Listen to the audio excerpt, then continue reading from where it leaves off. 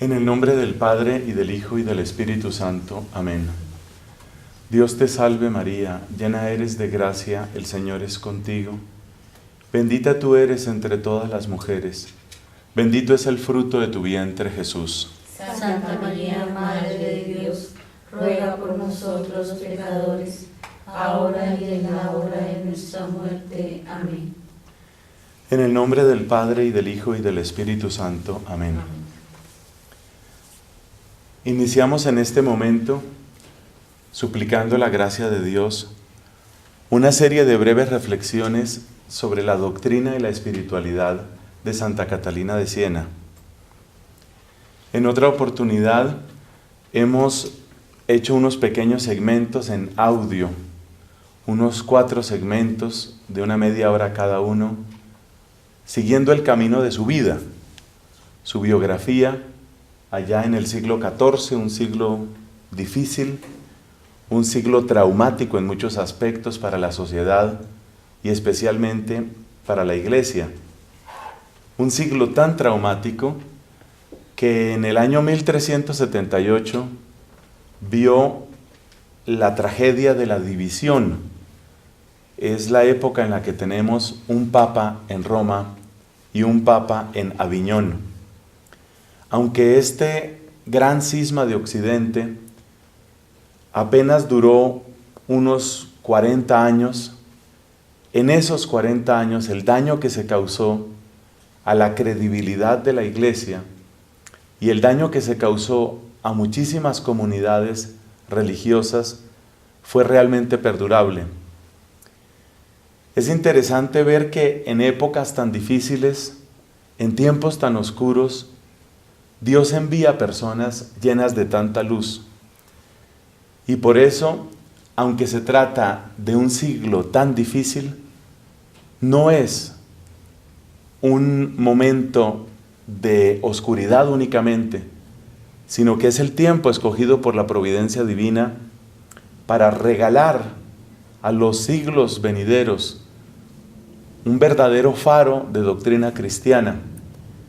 Esta mujer, llena del don de la sabiduría, llena del don del Espíritu Santo, enseñó con su ejemplo y con su palabra a un buen número de discípulos. Y hay que tener en cuenta que muchos de esos discípulos, empezando por su propio director espiritual, el beato Raimundo de Capua, tuvieron una parte importante en la renovación de la Iglesia después del cisma.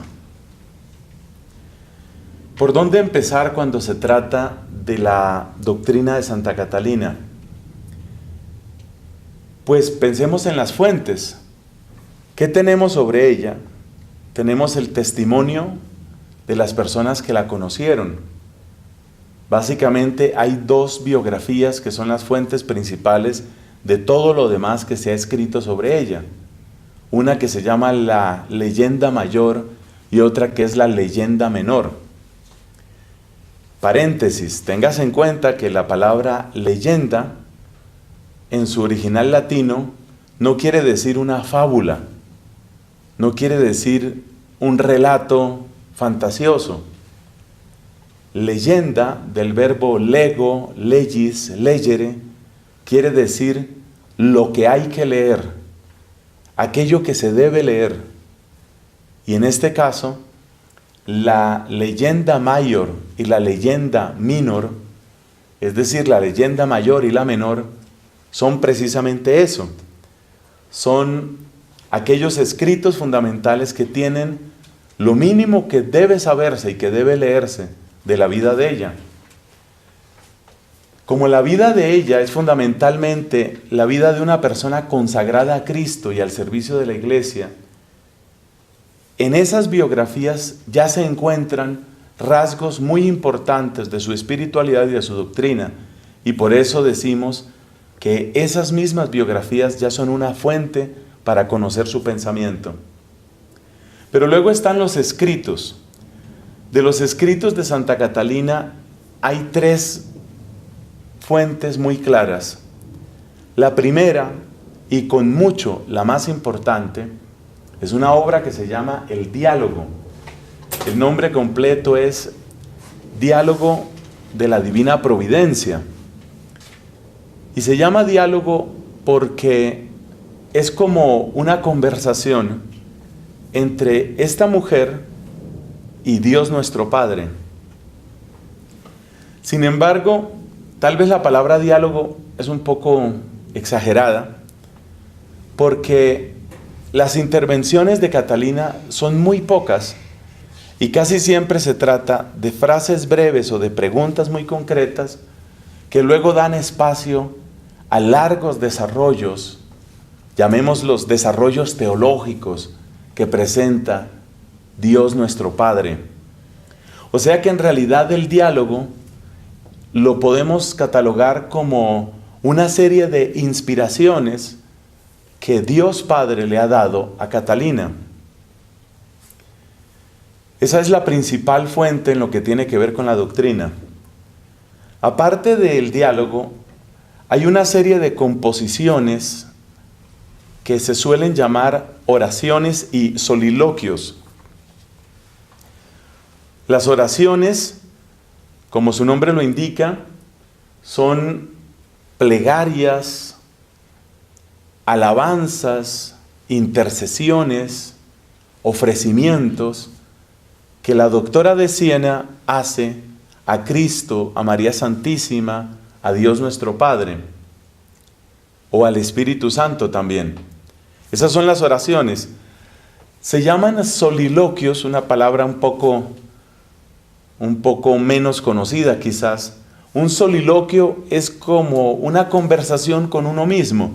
Podríamos decir que son meditaciones en voz alta. Entonces llevamos dos fuentes, el diálogo, que repito es la más importante de las fuentes, y luego estas oraciones y soliloquios, es decir, plegarias y meditaciones. Esa es la segunda fuente, oraciones y soliloquios. La tercera fuente son las cartas.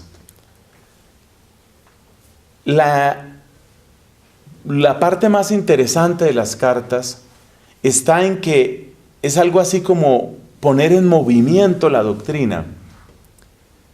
Las cartas nos ayudan a recordar que Catalina no está simplemente dando clases de teología o de espiritualidad.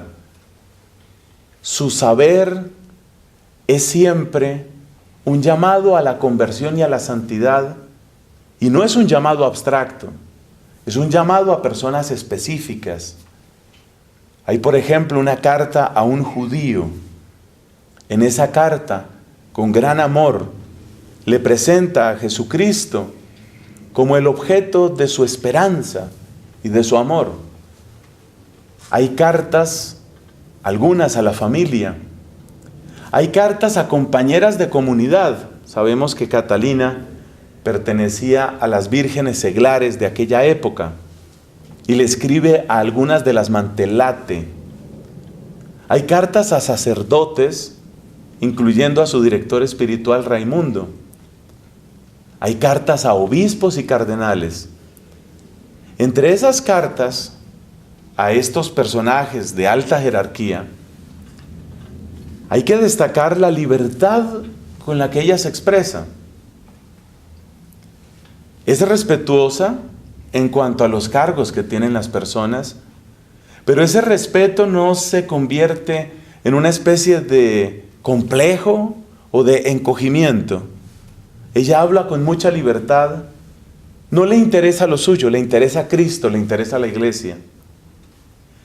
Tal vez donde impresiona más esta tremenda libertad de Catalina es cuando, sucedido ya el cisma, en el año 1378, repito, escribe a algunos de los cardenales franceses que han liderado y que han protagonizado el cisma. Les escribe llamándolos al arrepentimiento.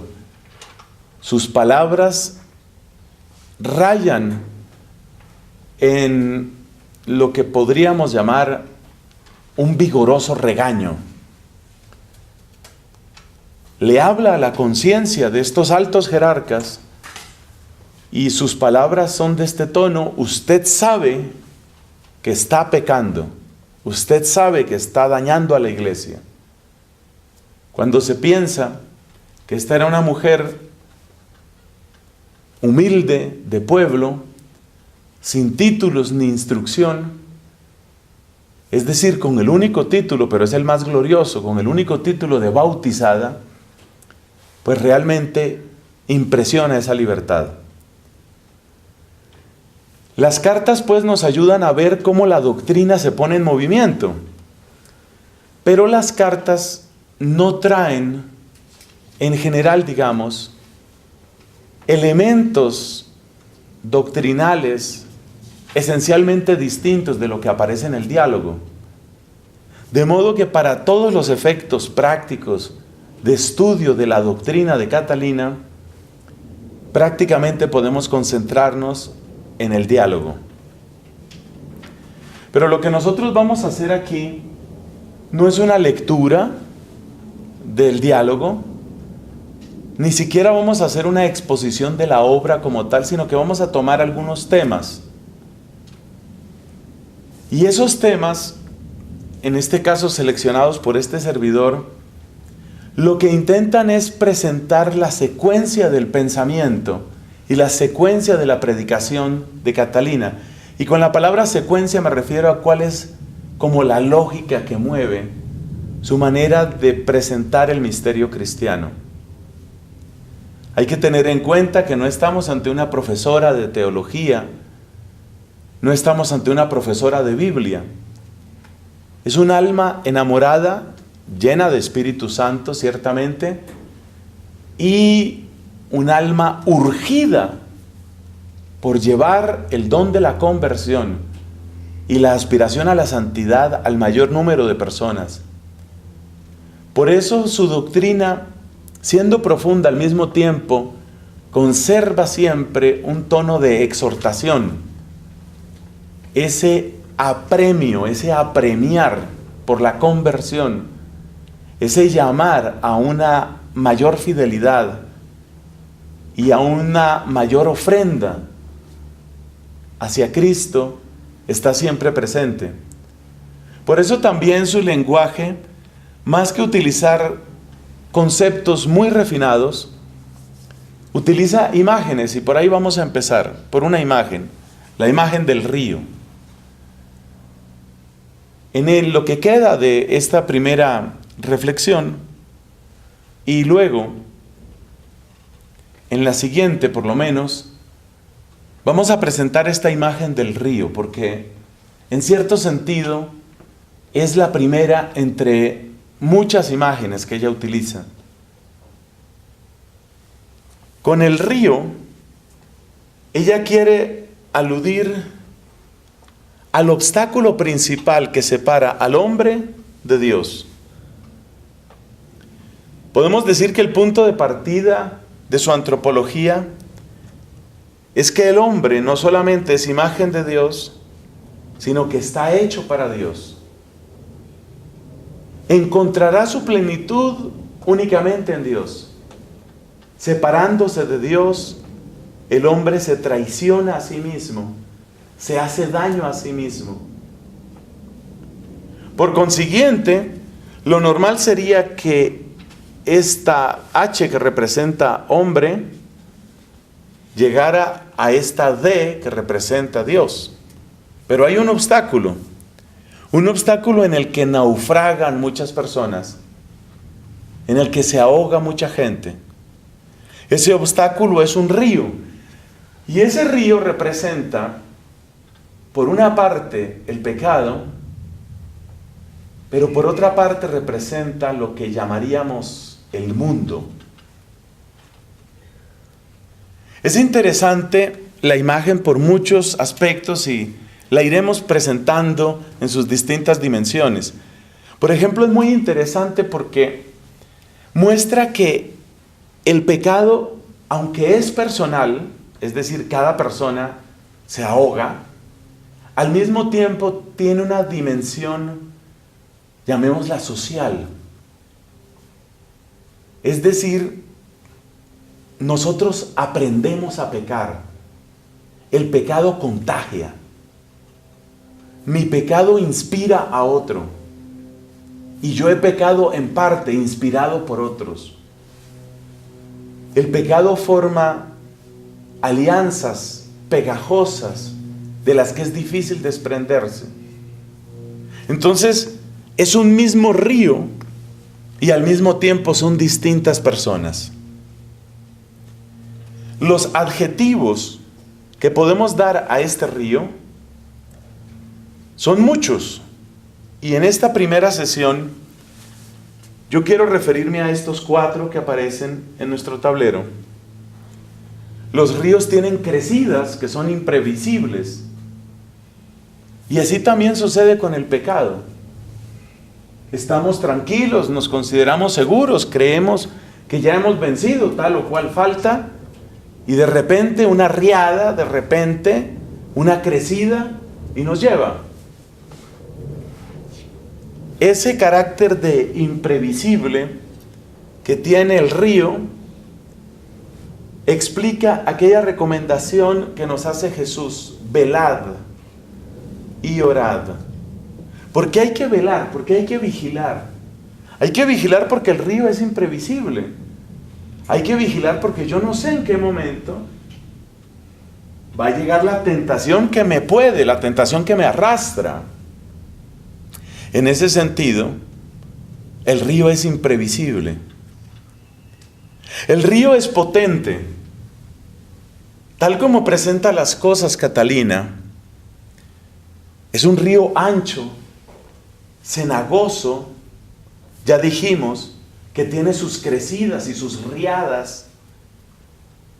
Y por consiguiente, por las solas fuerzas humanas, no es posible cruzar el río.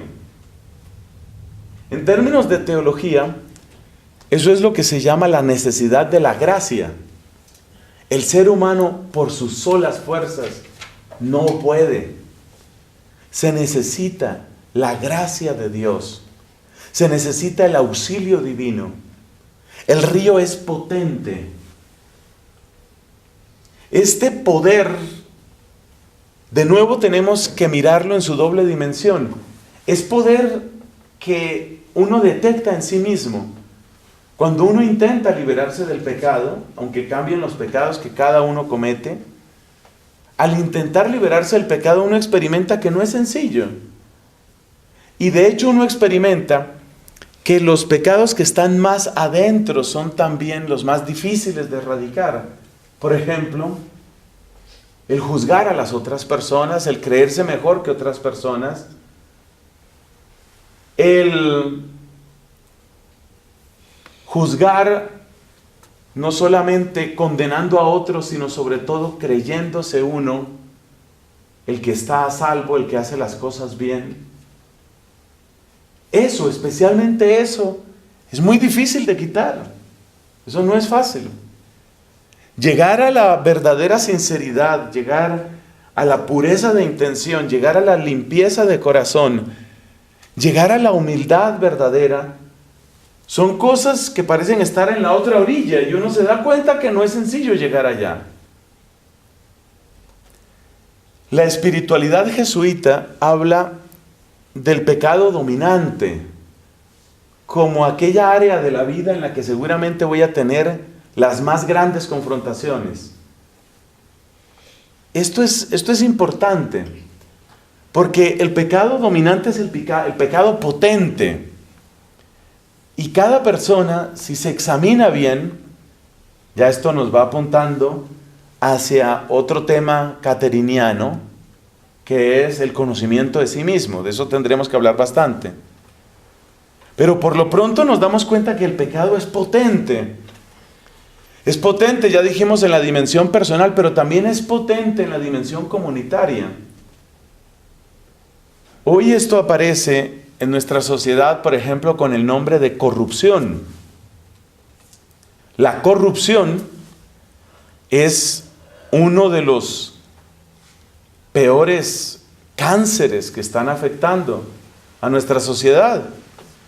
Pero luchar contra la corrupción es muy difícil porque es mucha gente la que está implicada ahí. Y se dice que una golondrina no hace verano. Entonces imaginémonos una persona que se da cuenta, apenas entra en el mundo de la política, se da cuenta que hay una cantidad de suciedad y hay una cantidad de negociados y hay una cantidad de mentiras y de trampas y de traiciones, pero el pecado va formando como redes, como telarañas, y es muy difícil cambiar eso. Lo mismo sucede en el mundo familiar. Uno se da cuenta que hay familias donde hay una gran desconfianza y agresividad, pero si uno intenta deshacer esa madeja, se da cuenta que es muy difícil, porque resulta que la agresión de este proviene del daño que el otro le causó, pero el otro le causó ese daño porque el otro le había hecho, y así se forma como una telaraña, y eso hace que el pecado sea potente, y el pecado hunde sus garras en las familias, hunde sus garras en las comunidades religiosas, hunde sus garras en el gobierno, hunde sus garras en ciertas profesiones u oficios, y vaya usted a quitarlo. Es potente, como el río que se va llevando a la gente. Es decir, tiene fuerza. En la Escritura encontramos esta frase: Dios nos ha sacado del dominio de las tinieblas. La expresión dominio habla de un poder. Nos ha sacado del dominio de las tinieblas. O sea que sí tiene fuerza el pecado. Y si hay una cosa que uno debe tener presente para no cometer ese error, es menospreciar el poder del pecado. El pecado tiene poder. Además es seductor. Ustedes y yo hemos leído muchas veces noticias de personas que se ahogan en un río. El río se veía inocente. El agua es atractiva, se ve fresca, se ve limpia, se ve atrayente. Solamente cuando te metes, sobre todo si eres inexperto, entonces descubres que hay remolinos, descubres que la velocidad y la fuerza del agua cambian, descubres que tu capacidad de moverte es muy pequeña frente a la capacidad del agua de llevarte a que te estrelles contra algo y tal vez pierdas la conciencia. Entonces es seductor, el río es seductor, y el pecado también tiene su capacidad de seducción sobre nosotros. De hecho, si el pecado no tuviera un atractivo, uno no pecaría. El pecado tiene una capacidad de seducción. Observemos lo que ya sucede en Génesis, capítulo 3. Ahí vemos cómo la serpiente entra en una conversación con Eva, pero luego es ella la que, mirando ese fruto del que se supone que no debía comer, mirando ese fruto dice: es bueno para alcanzar sabiduría, es bueno para comer. Es decir, es seductor. Eso en el nivel personal, pero también es seductor en el nivel comunitario, porque el ser humano tiene necesidad de pertenecer a algo. Y entonces, vencer al pecado supone ir en contravía y supone oponerse a la fuerza con la que otros nos llaman para que nos unamos a su modo de vida. Entonces hay ambientes, por ejemplo, ambientes en donde parece lo más normal del mundo tener relaciones sin haberse casado, relaciones sexuales. Pensemos en el caso de una niña que tiene 8 o 9 años y resulta que tiene 2 o 3 hermanas mayores y todas son madres solteras y cada una ya está con otro novio y la mamá está con el cuarto esposo. En teoría, esa niña podría cultivar la pureza. En teoría, esa niña podría descubrir la belleza de llegar virgen al matrimonio. Pero uno se da cuenta que rodeada de ese ambiente, realmente está como presionada a repetir una historia. Finalmente, el río es engañoso. Engañoso, en este caso lo menciono por algo, porque estas personas que se ahogan en el río impetuoso y cenagoso, estas personas aparentemente están juntas, Y en eso radica el engaño principal del pecado. Crea la ilusión de que estamos con otros, pero en realidad no estamos, sino que cada uno está hundiéndose solo. Parece que va con otros. Si tú miras a varios que están en el río, parece que están juntos, pero en realidad están solos. Y en realidad cada uno se hunde solo. Creo que donde más se nota esto es en el crimen organizado. Uno se da cuenta que algunas personas se asocian, por ejemplo, para traficar droga, o por ejemplo, para poner un negocio de prostitución, o de juego ilícito, o lo que sea. Y parece que están trabajando juntos, pero en realidad cada uno quisiera deshacerse de los demás para que le quedara toda la ganancia. Entonces, el río crea una ilusión de que estoy con otros, pero en realidad estoy cada vez más solo, y en realidad cada uno se muere y se condena quizás solo. Esta es la primera descripción que encontramos del río. Y es importante percibir que esto está sucediendo. Y es importante percibir que esta realidad es la explicación también de por qué necesitamos de un Cristo, por qué necesitamos de un puente, por qué necesitamos de su gracia, de su poder y de su amor. Gloria al Padre, al Hijo y al Espíritu Santo. Amén.